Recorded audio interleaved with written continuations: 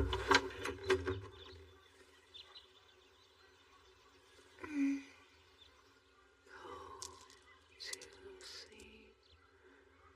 my baby sleep.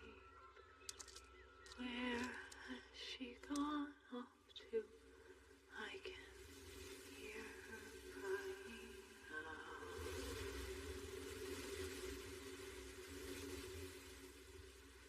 Hey everyone, welcome back to Anime Sensei Reaction. In the previous episode, the tension inside the Imperial Palace kept escalating as Mao Mao moved closer to uncovering secrets tied to influential people within the court. We once again saw how dangerous knowledge can be inside the rear palace, especially when hidden motives, rivalries, and political schemes are involved. Jinshi also continued protecting and relying on Mao Mao, but it feels like even he understands the risks surrounding these investigations now. One thing I love about this anime is how every detail matters, from poison symptoms to tiny changes in people's behavior. Mao Mao's ability to notice those details continues making her one of the smartest protagonists I've seen in a mystery anime. Going into episode 23, I'm expecting major developments and possibly one of the biggest revelations of the season so far. Let's continue the reaction.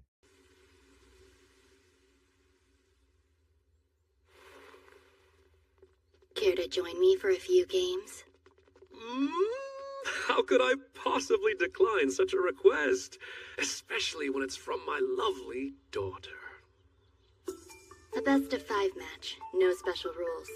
In other words, the first to win 3 rounds is the victor. And what about handicaps? Which pieces should I remove? There's no need for that. Why is she being so stubborn? Also, let's decide what the winner will receive. Right down to business. I love it. If I manage to best you, I wish for you to come and live with me. You promised not to interfere, remember? Yes, but... I don't mind. Although, I'm under hire right now, and can't leave until my contract expires. Your contract? Meaning that you're actually working for him? Yes. Oh. Now for my terms. If I defeat you, I want you to go to the Verdigris house and buy out a courtesan. Of all the things to ask for, that's odd. I won't name any names, but the old lady has an aging courtesan that she's eager to have off her hands. So, that's how it is. Well, if that's your desire, my dear, then I suppose I must accept. Anything else to discuss? Also, I'd like to add 2 more rules.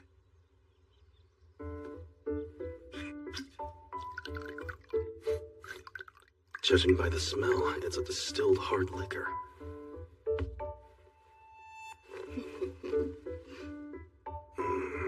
I have a very bad feeling about this. And what is in that vial? When it's taken in small amounts, it's a medicine. 3 sips a deadly... Mao Mao placed a small wooden box onto the table with such controlled precision that the faint sound it made instantly silenced the room around her. She did not raise her voice. She did not show anger, excitement, or hesitation. Yet something about the calmness in her eyes carried a strange pressure that made everyone watching instinctively tense.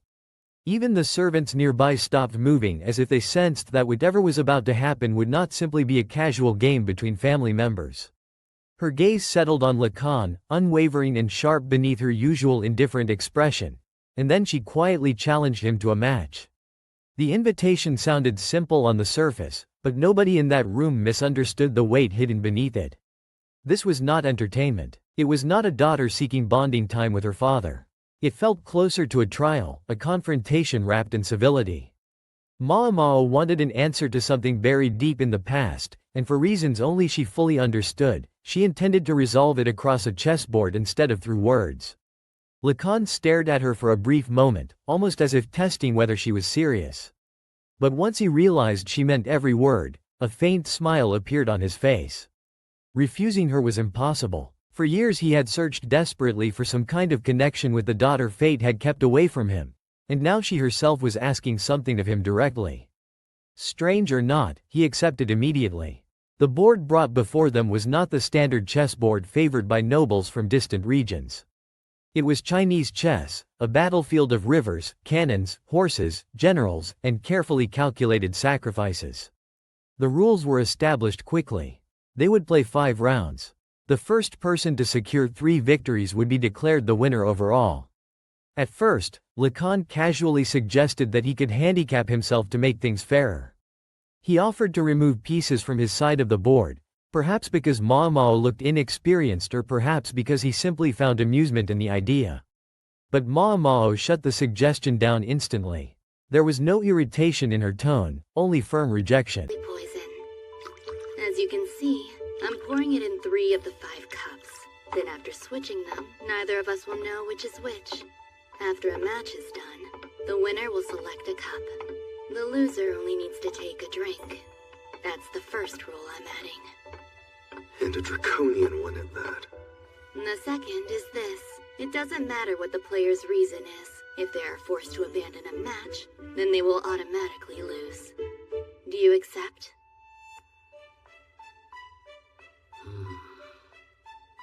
Sounds fine to me.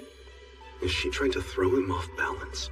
Your typical player might be intimidated, but him? This is our famous weirdo strategist. I doubt he'd be shaken, even when faced with such unsettling terms. What does she have in mind?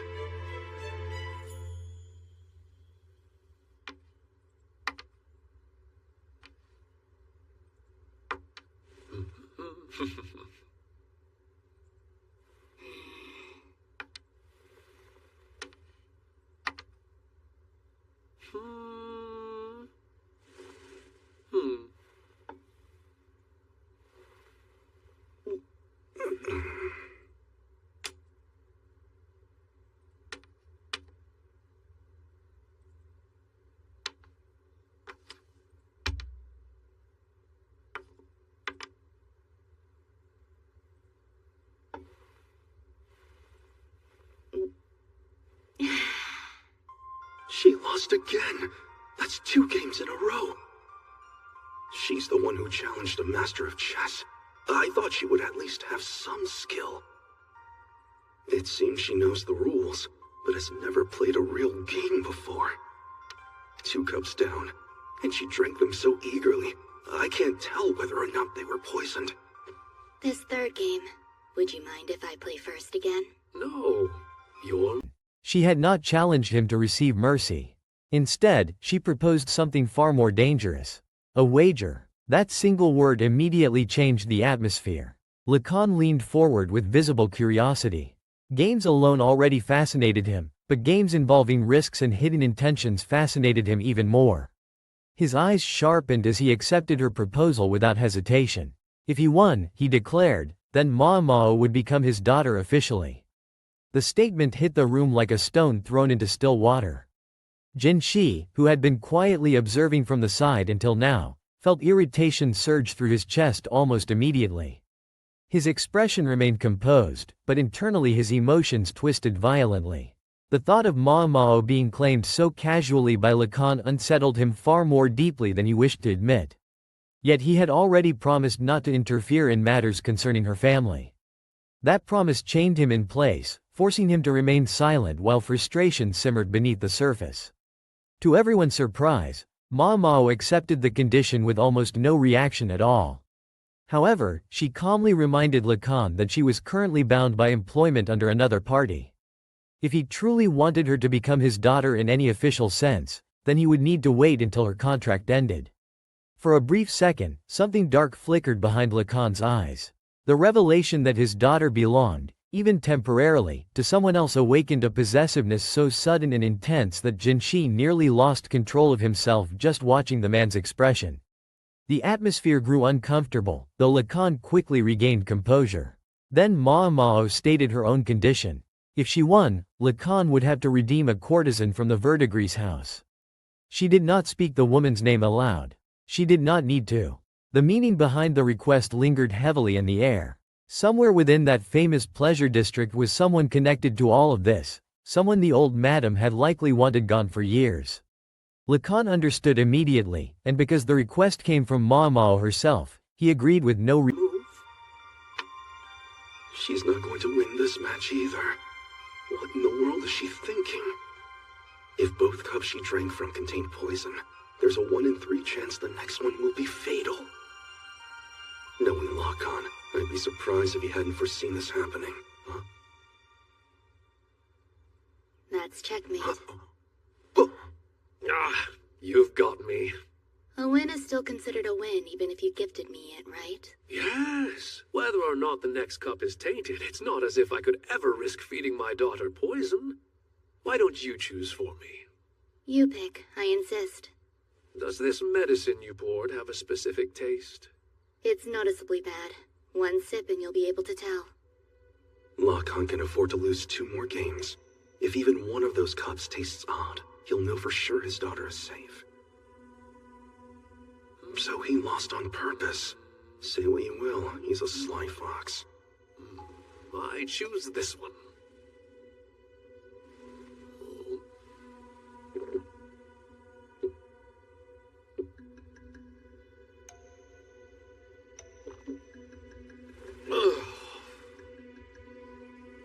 That does taste awful. It was poisoned. So if that's the third, the remainder of the cups are safe to drink. Which means Lockhon doesn't have a reason to lose any more games on purpose. The apothecary can't win now. If I manage to best you, I wish for you to come and live with me. Is it just me, or is it quite warm out?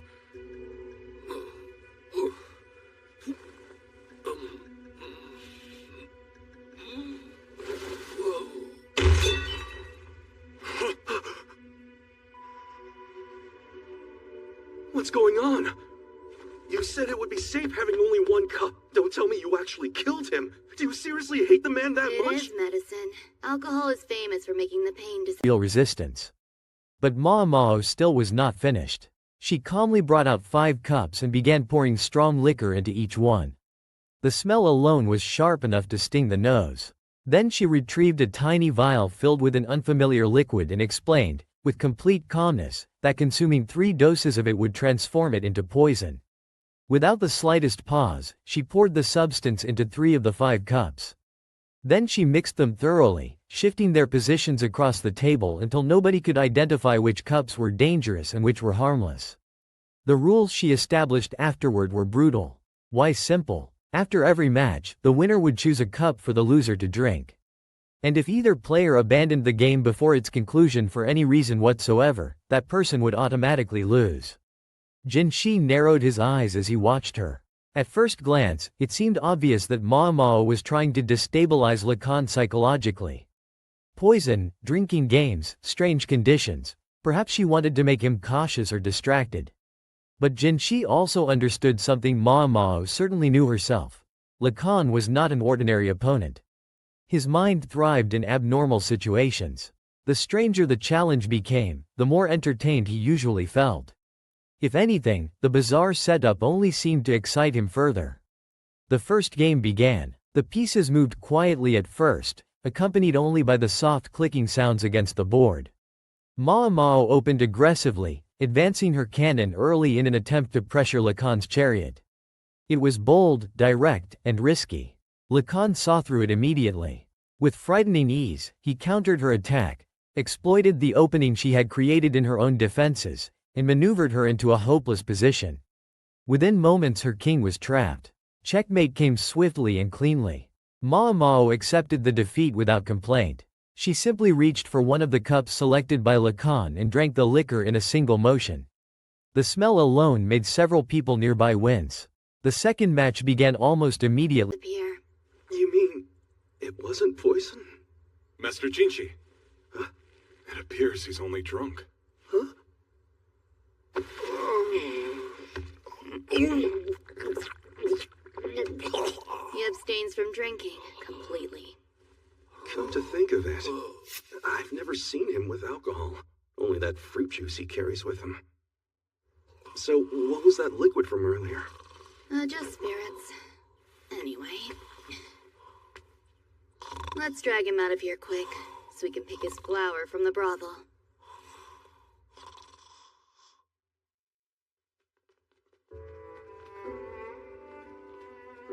the day I was born, I couldn't differentiate between humans. Not only did I mistake my nanny for my mother, I couldn't even tell men and women apart. My father believed I was useless and disappointed by me, so he ran off to his mistress. My mother was desperate to get him to return home. As I matured, despite being the eldest son from an important family, I was able to live with minimal constraints and devoted myself to Go and chess. Instead of faces, try differentiating people based on their voices, behavior, and build. In your case, why not use chess pieces? Out of everyone, only my uncle understood me. He was a brilliant but clumsy man. Thanks to him, I gradually learned to see people's faces as game pieces. The day I began viewing him as a chariot piece, it only reaffirmed what an exceptional man he was. Once grown, thanks to my family name, I was suddenly assigned to lead a squadron, despite my lack of combat experience. Even though I was weak, as long as I made efficient use of my men, that was enough. Of all the games I've played, chess with human pieces was the most fun I ever had. I continued Afterward. This time Ma Mao altered her approach slightly, but once again she pushed her cannon forward aggressively. Lacan responded by targeting her horse, dismantling her position piece by piece until she was cornered once more. The outcome did not change. Another loss. Without hesitation, Ma Mao drank a second cup. Even after 2 consecutive defeats, her expression barely changed. There was no visible embarrassment, no panic, no frustration. If anything, she seemed strangely relaxed. She even remarked casually that the liquor tasted fairly good. Jin Shi's unease deepened. He had assumed Ma Mao must possess exceptional skill if she had dared challenge someone like Lacan directly. Yet what he witnessed on the board told a different story. Her movements lacked sophistication. Her strategies felt basic. Compared to Lacan, she appeared hopelessly outmatched. A terrible thought began creeping into his mind. Was she actually trying to lose? The third match started. By this point Jin Shi could barely focus on the board itself. The poisoned drinks worried him less than the possibility that Ma Mao had orchestrated something reckless beyond anyone's understanding. Lacan, meanwhile, remained composed, though his eyes carefully studied her every movement now. The game progressed. Then suddenly, Ma Mao spoke. Check. The words sliced through the room so sharply that everyone instinctively looked up. Jin Shi's eyes widened as he examined the board. Lacan's king was cornered beneath a double cannon attack. It was elegant, unexpected, devastating. The entire flow of the game had reversed so suddenly that even Jin Shi struggled to understand how the situation had changed so completely. For the first time since the matches began, Lacan looked genuinely surprised. Ma Mao calmly observed the board before remarking that she knew Lacan had intentionally held back. He had allowed openings to exist. He had treated her less seriously than a normal opponent. But intentional or not, victory remained victory. Lacan gave a small laugh instead of denying it. He admitted openly that he could my winning streak in both work and play, until eventually I followed my colleagues to a brothel to challenge a celebrated courtesan. Amid a world of black and white, she was different. A brilliant red I'd never seen before. Her name was Feng Xian. The undefeated courtesan versus me, the unbeaten military tactician. The spectators were sure to be entertained no matter which of us lost. She's strong, this woman, but she only knows how to fight in her own small world. I lost, and it wasn't even remotely close. How long had it been since I was so thoroughly thrashed?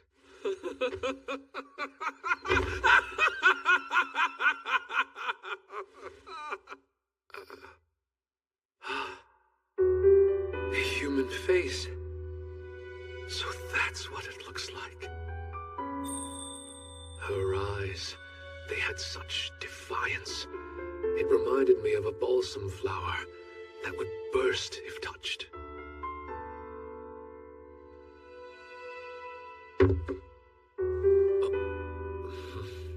I won't lose to you this time. For several years, we continued meeting and played Go or chess over and over.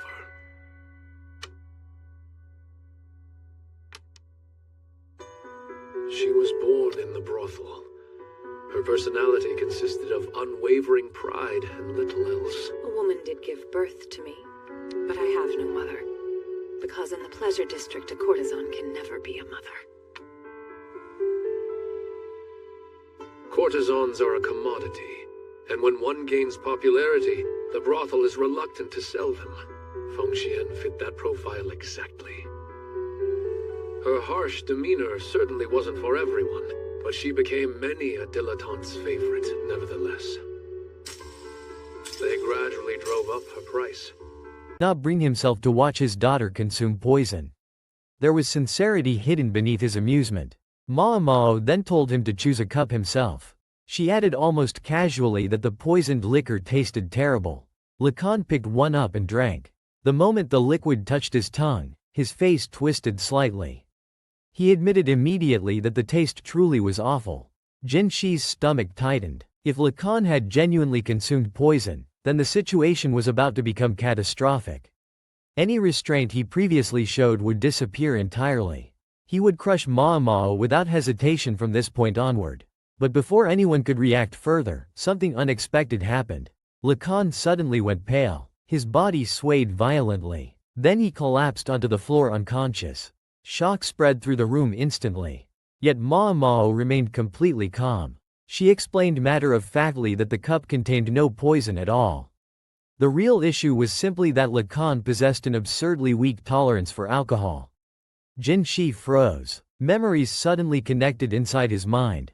Every single time Lacan visited him previously, the man avoided alcohol entirely. He always chose fruit juice instead. At the time, Jin Shi never considered the reason important. Now everything clicked together. The poison Mao Mao described earlier had never been poison in the conventional sense. It had been alcohol itself. From the very beginning, she had designed the entire game around knowledge only she possessed. As servants carried the unconscious Lacan away, the buried story of his past slowly resurfaced like something long trapped underwater. Since birth, Lacan had never perceived human faces properly. To him, faces blended together into meaningless shapes. His own mother looked identical to servants. Men and women appeared nearly impossible to distinguish visually. The world around him existed without clear identity, making ordinary emotional connections incredibly difficult. As a child, this condition isolated him completely. His father grew increasingly disappointed Until the point where I could only see her once every 3 months.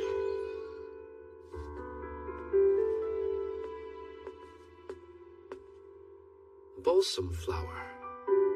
And what's this plant? Wood sorrel, also known as cat's foot. I hear it helps treat poisons and insect bites. Just like balsam, when they're touched, the seeds fly right off the fruit. Interesting. How long until your next visit?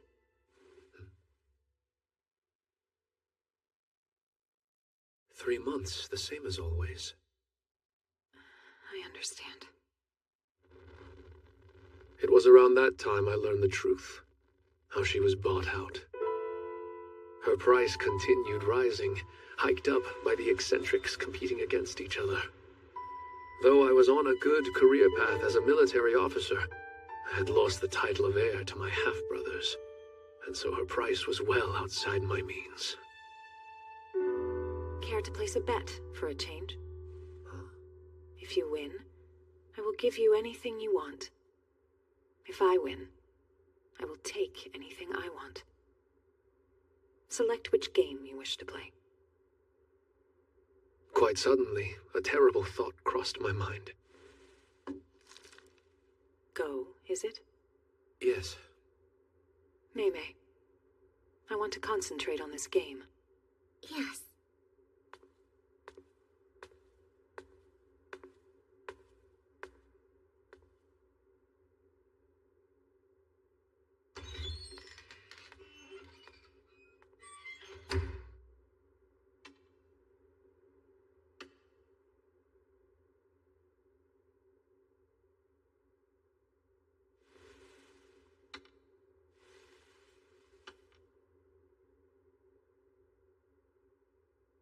in him over time. eventually seeking affection elsewhere through another woman.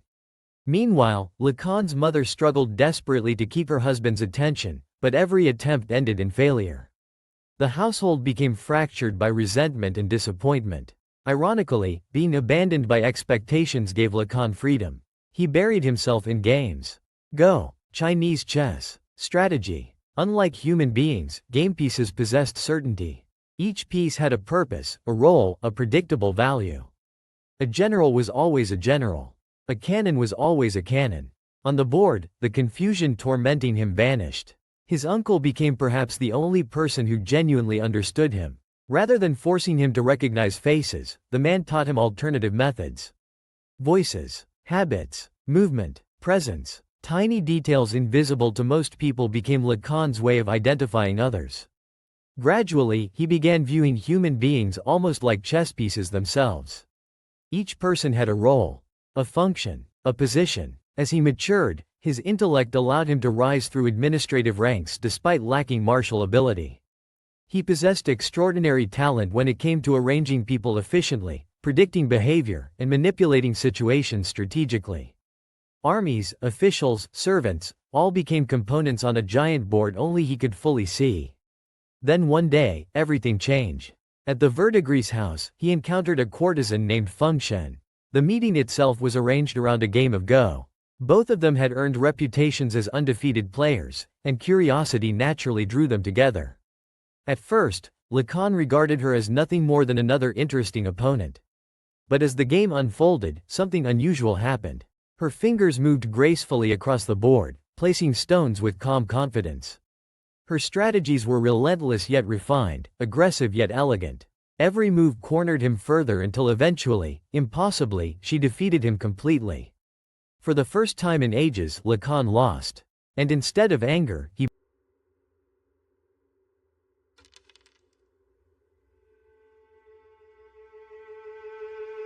Before I knew it, our fingers had intertwined.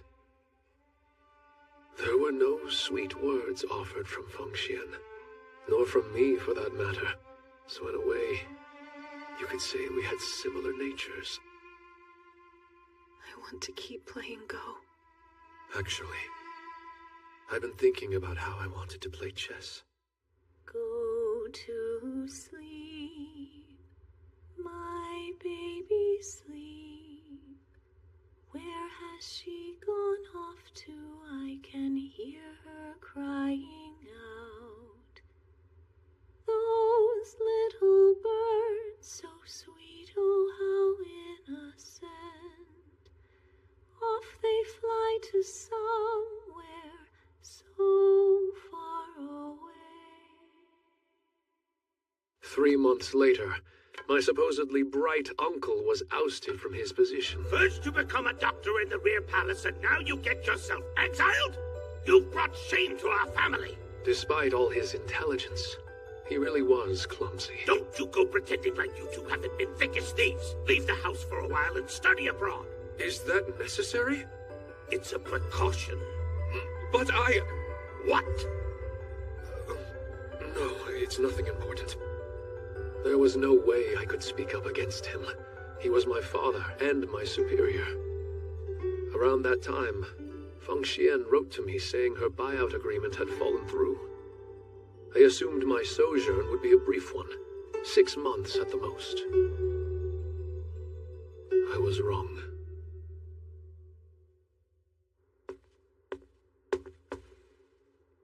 When I did finally return, I had no idea that it would be 3 years later. There are so many... burst into laughter. Real laughter. The thrill of defeat exhilarated him so deeply that it felt almost intoxicating. In that moment, something extraordinary happened. He saw her face clearly. Feng Shen. For someone unable to distinguish faces normally, the experience struck him like lightning. Her eyes remained vivid in his memory, deep and rich like the flower whose name she carried. After that day, he returned repeatedly to the Verdigris house. Sometimes for Go, sometimes for conversation, sometimes simply to exist near her presence. Feng Shen herself was proud and sharp-tongued, carrying the strength of a woman raised within the cruel rules of the pleasure district. She had grown up understanding that courtesans were forbidden from truly becoming mothers or living freely as ordinary women. Beauty and talent defined their worth. Emotion was dangerous. Yet despite all of that, she and Lacan gradually grew closer. Her fame increased steadily, driving her price higher and higher. Some customers disliked her arrogance, while others found it irresistible. Lacan, despite his status, could only afford to visit occasionally, sometimes once every few months. Even so, those meetings became precious. One day he noticed flowers decorating her room. One red, one yellow. She explained their meanings softly while speaking more openly than usual. The atmosphere between them shifted subtly that day, becoming warmer, more personal, less like a battle between players. Then eventually came another wager. If Lacan won, Feng Shen would grant his desire. If she won, she would claim hers. They played Go once more. But during that game, their focus drifted beyond the board itself. Their hands brushed accidentally at first, then intentionally. Silence lingered between them longer than usual. The tension became impossible to ignore. Before either fully understood how far things had gone, they crossed a boundary neither of them could take back. Not long afterward, Lacan received orders sending him away for work. He promised Feng Shen he would return within 6 months. But 6 months became years. 3 entire Letters from Feng Shen.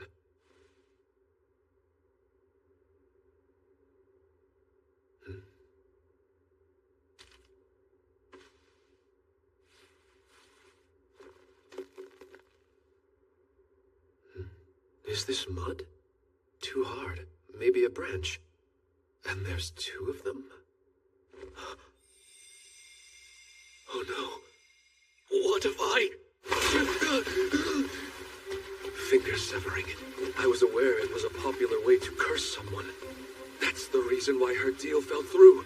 Why I received that package and should have been around to open it years ago. Why didn't I realize it sooner? All I had in my head was Go and chess.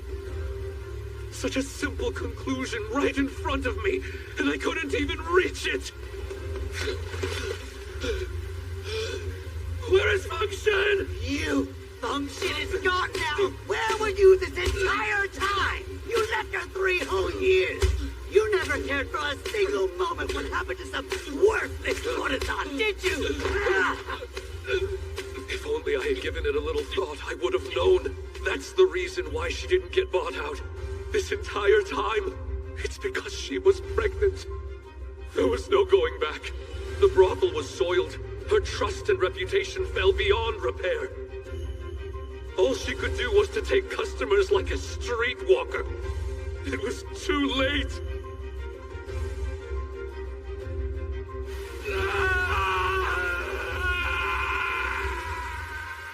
No matter how much I cried out, there was no way to turn back time. It was all my fault. If only I hadn't been so short-sighted.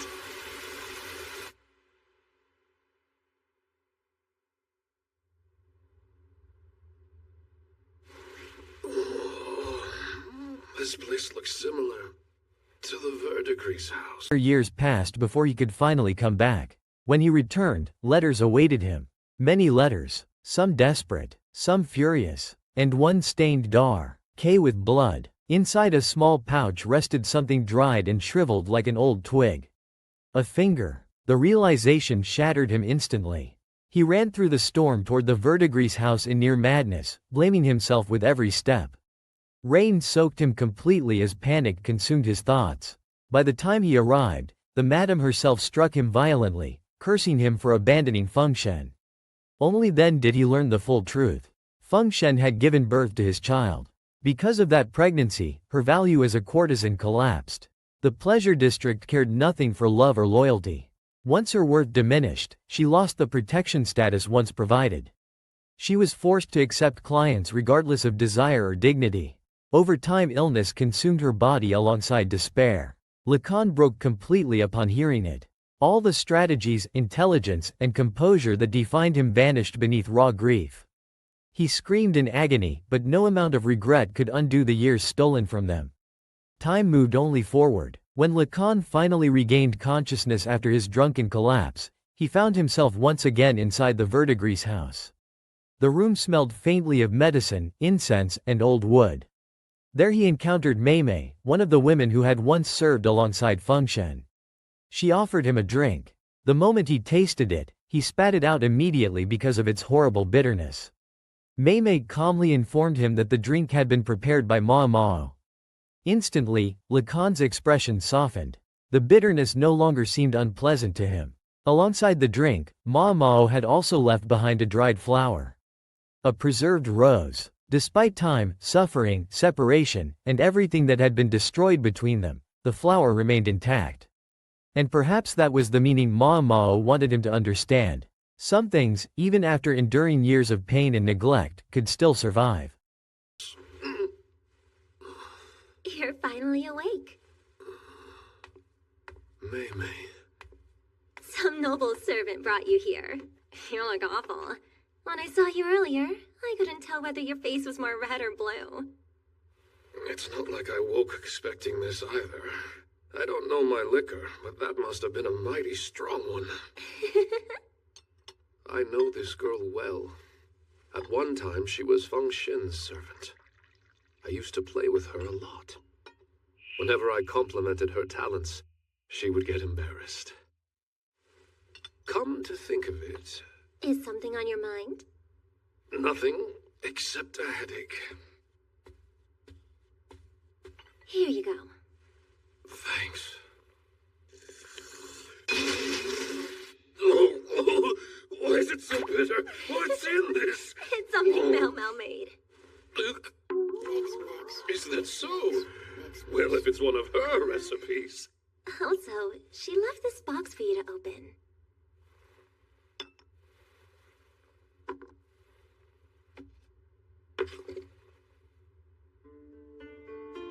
It's a preserved rose. Even though it's withered, it's still able to keep its original shape.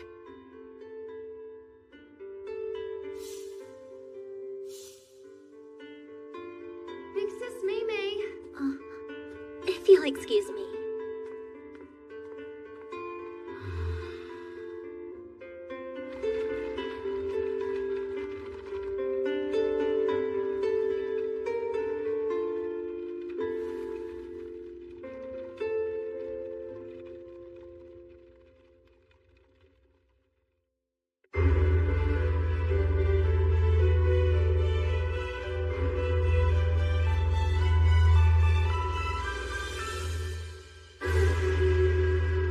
Next time, Jinshi and Mao Mao. Alright, everyone, that is for today's reaction on Anime Sensei Reaction. Thank you for so much for watching and spending your time with me. If you enjoyed this video, don't forget to leave a like, subscribe to the channel, and turn on notification so you won't miss the latest reaction. Let me know your true favorite moment and break it down in the comment because I always love reading what you guys think. We still have a lot of amazing anime moments, crazy battle, emotional scene, and unexpected trip coming soon on the channel. I truly appreciate all the support and I can't wait to watch more anime together with you all. Take care everyone and I will see you in the next reaction video.